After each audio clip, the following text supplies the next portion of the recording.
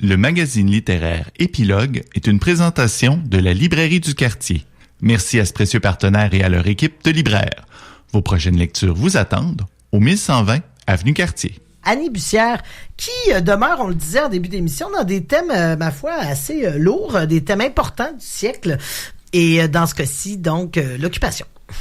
C'est effectivement, Valérie, c'est l'occupation à Paris, vue sous l'angle de la vie d'un hôtel. Le Ritz à Paris, le plus gros hôtel, le plus chic, toutes les vedettes, les politiciens, tout le monde y accourt. Et même pendant la Deuxième Guerre mondiale, pendant l'occupation de Paris, c'est une espèce de quartier général pour ceux qui avaient suffisamment d'argent et ou de connexions pour pouvoir se permettre de poursuivre la fête. Parce que monsieur, madame, tout le monde, bon, avec l'occupation, les gens étaient surveillés, pouvaient pas travailler partout. Il y avait des rafles, évidemment, pour les citoyens français de religion juive et tout. Tandis qu'au Ritz, la vie se poursuivait. C'était une bulle. C'était une bulle de champagne. Sauf qu'à un moment donné, puis je rigole, mais je ris de malaise, c'est que le Ritz est devenu le quartier général des forces allemandes à Paris. Alors, les hauts gradés des SS, les hauts gradés de la Wehrmacht sont allés s'installer là parce que c'était plus simple pour pouvoir contrôler tout ça. Le fait que les Allemands soient là n'a pas empêché la vie bulle champagne de se poursuivre, mais c'est sûr qu'il y a des vedettes qui ont arrêté de se pointer. Ouais.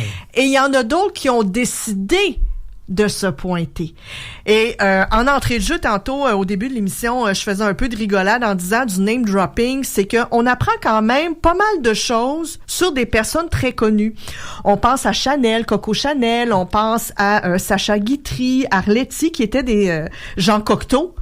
Quand même, mais qui savait le danger d'être associé il savait l'occupant. très bien ce qu'il faisait.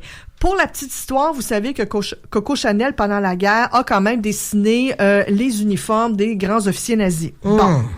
Et on apprend toutes sortes de choses dans ce livre-là. Alors, c'est sûr que ça a changé un peu la micro-société qu'on trouvait au Ritz. Et tout ça nous est présenté sous l'angle du barman. Là, vous allez me dire, Annie, pourquoi le barman?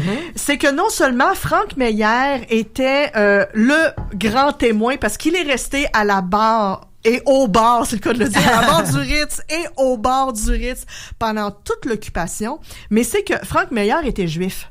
Ah, OK. Et il a été... Mais il a existé, ce Franck Meyer. C'est une histoire vraie, puis j'y arrive, je finis ma présentation, puis j'y arrive après avec les bons et les moins bons côtés de tout ça.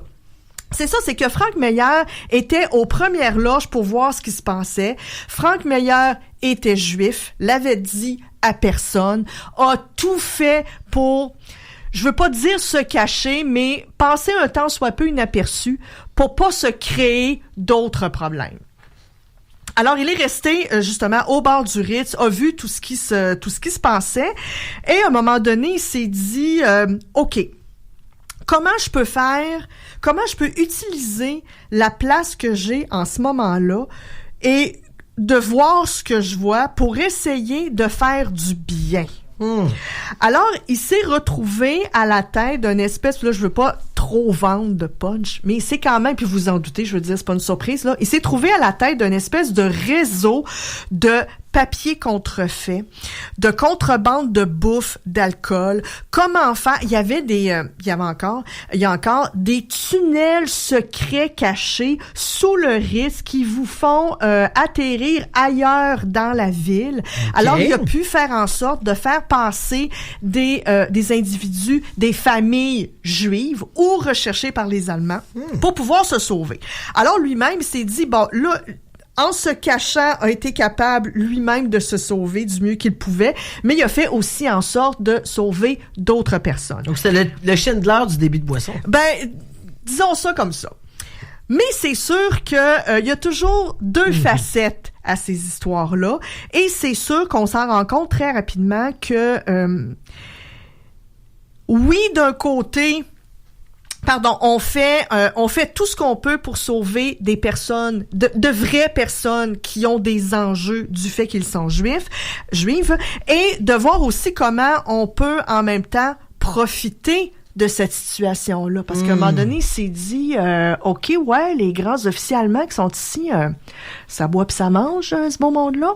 On pourrait juste peut-être s'en dire à la propriétaire, Marie-Louise Ritz, ça aussi, c'est un autre cas d'espèce. La propriétaire du Ritz. Alors, Franck et les autres employés de l'hôtel se sont dit, ben écoute, on pourrait se prendre une cote. Alors, ils ont été capables, tu sais, d'une main de sauver des gens, mais de l'autre main de créer une espèce de réseau où les gens se sont enrichis sur le dos des Allemands et au détriment de d'autres personnes. Puis à un moment donné, ben ça lui a servi parce que Franck Meyer, à la fin de la guerre, s'est fait arrêter. On lui a posé un paquet de questions sur son rôle au Ritz, qu'est-ce qu'il avait vu, à qui il a parlé et tout. Et quand ça a été le moment de payer la caution de 300 000 francs en 1945, il l'a payé cash down. Ferme un établissement en temps normal, ça. Il l'a payé cash down parce qu'il avait mis de l'argent de côté. Aïe. Ceci dit, pour répondre à ta question, Valérie, puis moi, c'est l'intérêt que j'y avais de lire ça, c'est que c'est une histoire vraie. Franck Meyer a existé. Il a fait grosso modo, ce que vous pouvez lire dans ce livre-là. Il a connu Hemingway, Fitzgerald, il était à tu et à toi avec un paquet de gros noms. Il connaissait tous leurs travers et tout. Alors, c'est sûr que la trame du livre, c'est réel. Ce qui s'est passé au Ritz, c'est réel. À la fin, justement, vous avez un petit dossier où on vous reparle des principaux joueurs dont on a entendu parler. Par exemple, Hans Speidel, qui était le gros top-notch nazi, qui est devenu ami avec Franck Meyer. Ils sont devenus vraiment copains.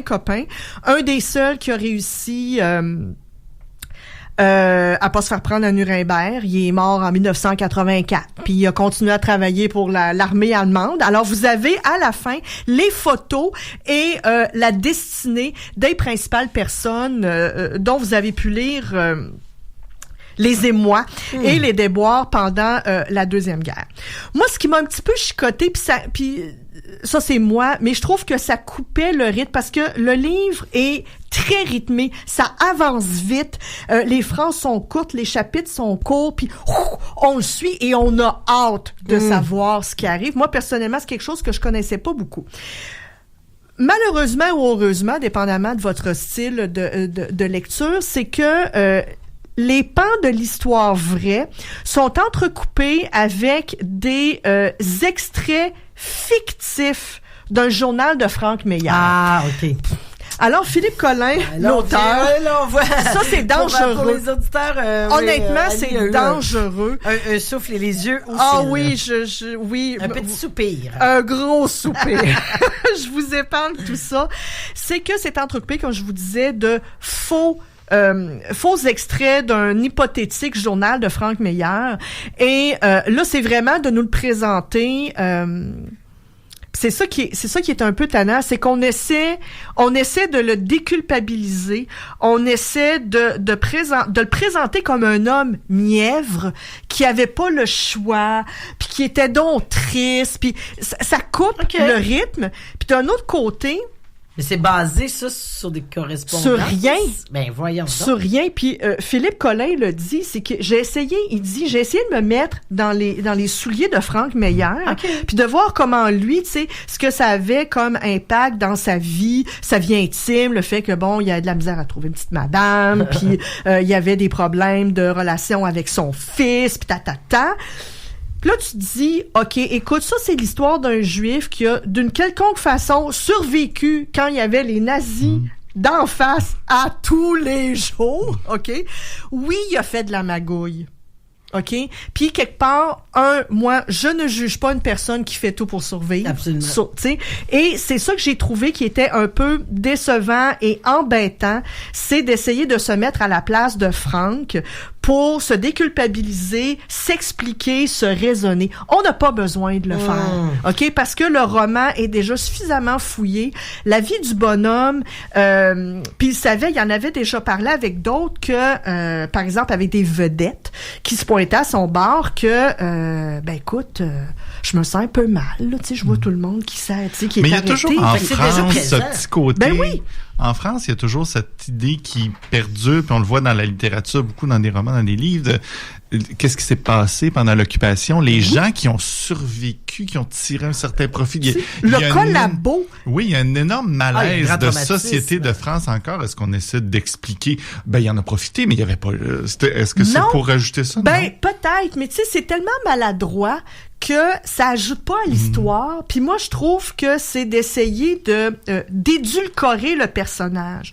Un être humain est complexe à la base, et de un. Puis de deux, un juif qui a les nazis en face de lui à tous les jours pendant 4 ans, oui, peut-être qu'il va faire des pieds et des mains, tu sais, pour se sauver. Fait que c'est sûr que on en prend pas on en laisse, mais comme je vous disais, la trame de base, c'est vrai. Puis Philippe Collin prend pas nécessairement position, puis de toute façon, c'était pas sa place de le faire aussi, comme tu disais, Brian. Tu sais, les Français ont pas fait la paix avec ce qui s'est passé pendant l'occupation. Tu sais, être collabo, les complicités et les ci et les ça. Et de toute évidence, il y a certaines personnes qui ont peut-être pas eu le choix. Il y en a d'autres qui avaient le choix, qui l'ont fait en toute bonne conscience. Je pense, puis ici, c'est pas un jugement de valeur, mais Madame Ritz, Marie-Louise Ritz, la propriétaire, puis on pense aussi à Coco Chanel, qui savait très bien ce qu'elle faisait. Puis tout le long du livre, ça c'est basé effectivement sur des lettres et des pas des entrevues, mais des conversations que Marie-Louise Ritz a pu avoir. Elle savait pertinemment ce qu'elle faisait avec les Allemands. Elle dit, moi, c'est hors de question que mon hôtel tombe à cause de ça. Installez votre QG ici, là, puis on va vous faire la belle vie. C'est beat them or join them. Ben c'est ça. Ouais. Puis à la fin de la guerre, quand il y a eu quand même une opération, disons, nettoyage, entre guillemets, des collaborateurs avec les Allemands, ben on s'entend que Chanel et Ritz n'ont pas été inquiétés, là. Monsieur, madame, tout le monde a eu des problèmes. Mais Madame Chanel puis Madame Ritz n'en ont pas eu. Fait que c'est là qu'on voit aussi, tu sais, les employés du Ritz qui avaient peur à leur vie à tous les jours, c'était des gangs petits. Puis quand tu vois les vedettes, tout ce que les vedettes ont fait. À 2 vitesses, hein? À 2 vitesses. Ça vous intéresse? Allez-y. Prenez ça avec un grain de sel quand même, parce que tout n'est pas nécessairement vrai, mais la trame de base l'est. Et si vous vous questionnez sur, mais quels étaient les fameux cocktails que Franck Meyer servait aux nazis pour s'en faire des amis, sachez qu'il y a le recueil de nouvelles, de recettes de Franck Meyer qui vient de sortir en librairie. Ça a l'air complètement fascinant. Des recettes qu'on ne voit plus, parce que c'est des drinks qui ont changé, mais qui faisait les belles soirées du Ritz. Donc, les recettes sont plus intéressantes que les extraits de journal. Finalement. Oh que oui, ma chère! Ça compense. Merci beaucoup, Annie Bussière. Donc, Philippe Collin, le barman du Ritz chez Albin Michel.